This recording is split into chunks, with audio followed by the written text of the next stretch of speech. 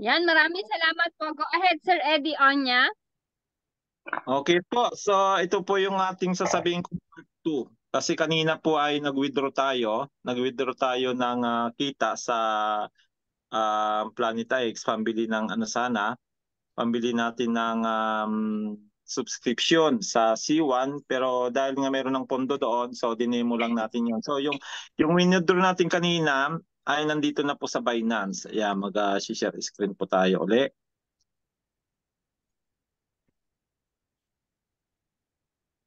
Okay. So yung withdraw natin kanina doon, 21 Matic. Tama ha? 21 Matic yung ating withdraw kanina. Ayan. At makikita nyo, nandyan na siya. Ayan, yan na po siya sa Matic. Ngayon, ibebenta po natin ito sa mga merchant doon po sa Binance para maging peso siya. No? So ang gagawin natin dyan ay i-convert muna natin ng USDT kasi nga mostly po doon na mga binebenta o yung nagbabay and sell ay USDT po yung ginagamit madalas. So pupunta ulit tayo doon sa conversion. Ayan, pupunta po tayo sa conversion.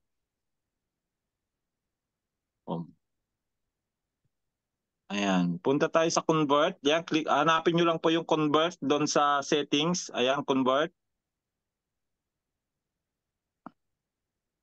Then ilalagay natin sa taas ay Matic. Ayan, si Matic. Then sa baba naman ay USDT. USDT po yung ibebenta natin. USDT.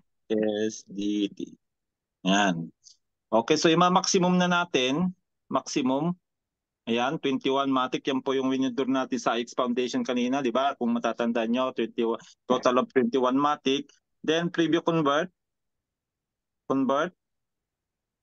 Okay, so successful. So umabot po siya ng 17.50 USDT.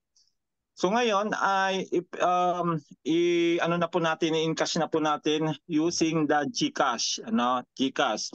So ang gagawin natin dito ay titingnan muna natin yung total kasi meron na po ako doon. I-withdraw ko lahat 'yon, kasama na po yung nandun kanina.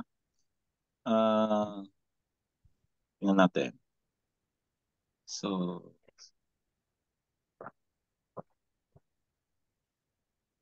balik lang tayo doon sa back home. Then balik tayo sa wallet. Wallet. Ayan. So meron tayong 17. So si 17 na. So 17, magkano to sa peso, Ma'am Bet? Para alam natin doon. Sa bagay, pwede naman i-max siya. Ayan, so Alin po? 17 po siya. Ayan, 17 USDT po yung equivalent ng 21 Matic. So ang gagawin naman natin dyan ay tatransfer na po natin sa GCash. So ang gagamitin po natin dito ay P2P o peer-to-peer trading. So babalik ulit tayo sa settings. Then dito naman po tayo sa P2P. Ayun, sa baba, nakikita niyo po yung baba yung P2P. So yan po siya. Yan, P2P. Pero bago diyan pala, kasi nasa siya, wait lang. Nasa spot siya, kailangan niyo po munang ilipat sa funding. Para po siya ma-encash. From spot ay funding po, kaya kailangan madala sa funding. So ang gagawin po natin diyan, click lang po natin yung USDT. Teka, wait lang. Ayan, transfer. Ayan, kita nyo po transfer pala. Ayan, transfer. Click nyo po yung from spot, transfer. Then spot to funding. Then maximum. Ayan, 17.5 maximum, confirm. Okay. Ayan. So nandun na po siya sa funding. Ayan, kita nyo nasa funding na siya. Ayan, nasa funding na po sa USDT. Then ang gagawin na natin dyan ay pupunta na po tayo sa P2P o peer-to-peer trading, tawag po namin dyan. Ayan, so ang gagawin natin dito ay sell. Sell. Instead na buy, sell po tayo. Tapos ang payment po natin, method ay, wait lang.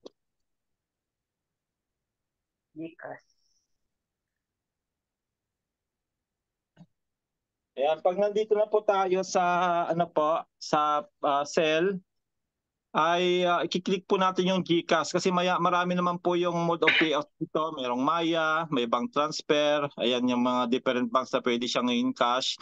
Pero papupuntahin natin sa GCash. Ayan, GCash, confirm. Ayan. Then hahanap po tayo ng pinakamalaki po, pinaka ano dito kung saan siya papasok. Parang malalaki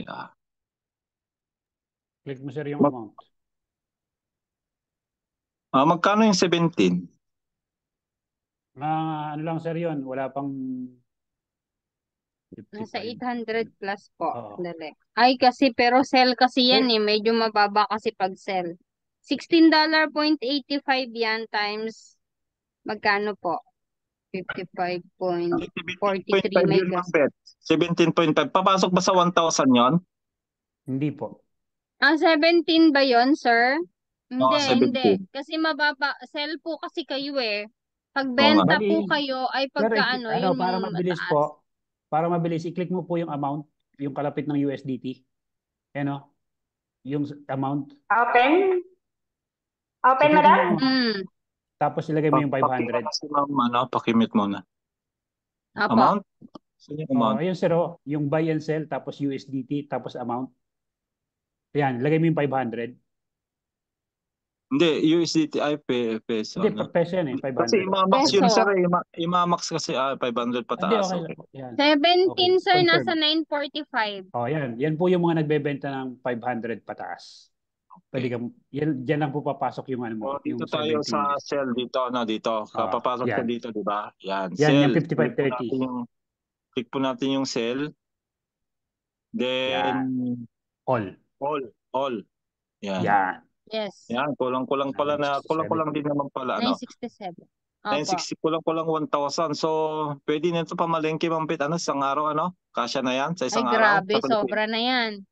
Sobra na. May Yan gatas, yung may sinasabi 1 kilong manok, may bigas. Oo. Di ba? Yan May yung unli sinasabi sa mga natin na medyo senior. Di ba ito yung sinasabi natin na kung kailangan mo na pamalengke, mangunguha ka lang doon sa X Foundation. Di pa meron ka lang pamalengke tapos transfer mo sa GCash. Then select payment method, of course sa ating GCash. Yan, dalawang GCash natin. Then sell USDT. Yan. Click po natin yung sell. See payment. Ba't ang tagal? Parang ang tagal. Okay. Finish. 2 minutes. Wait for the buyer to transfer the funds to your account. Okay. Yan. So, antayin daw po natin. Antayin natin na ma-transfer. Bibilin kasi yan Bibilin ng buyer. So, antayin lang natin. Mag-message mo tayo. Ay. Yan. Para din tayo nakikipag-communicate dito para tayong nagti-text. Yan. Naka-online naman siya. Naka-online siya. So, antayin lang po natin na World Remit ang bumibili, Tignan mo. Sir? World Remit ang bumibili sa'yo. Yun, nakita nyo, The buyer has marked P2P order. Nabili na. Bilis, no? Si-check natin sa GCash. Pupunta po ako ng GCash ko muna. Si-check natin kung dumating na bago natin i-release yung USDT.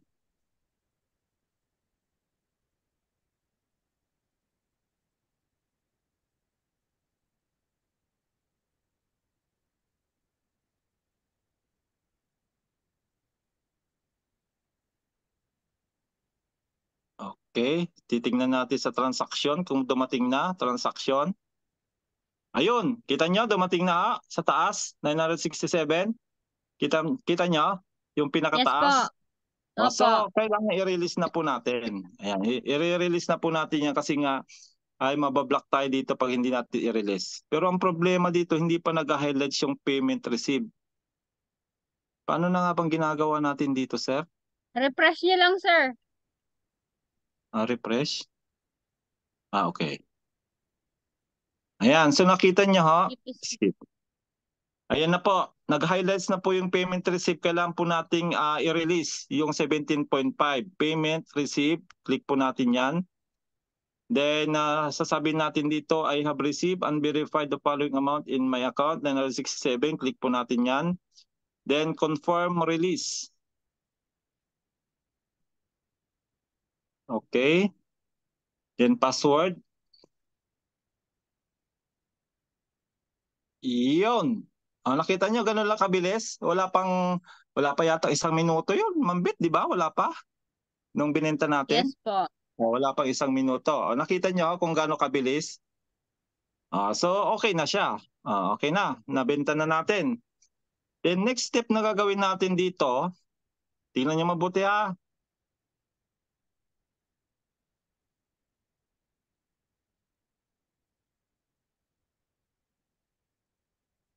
Magpapadala naman tayo ngayon. Papadala natin kung sino yung gusto nating regaluhan. So, ito yung napili kong regaluhan.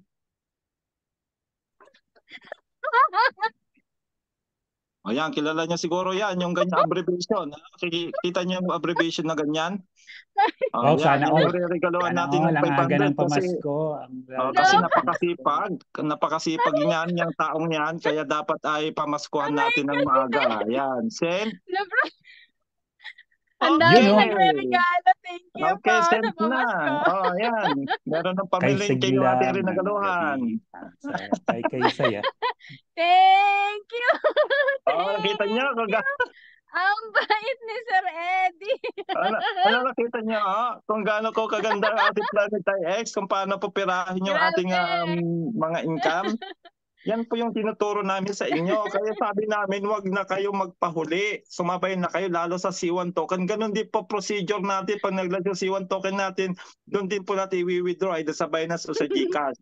Next time siguro sa GCash din tayo magtuturo kung paano natin i-transfer yung ating Matic sa GCash. Then, direct na po sa GCash na mapipera na po doon. Diba? Kasi Binance yung ginamit natin. Next time GCash naman.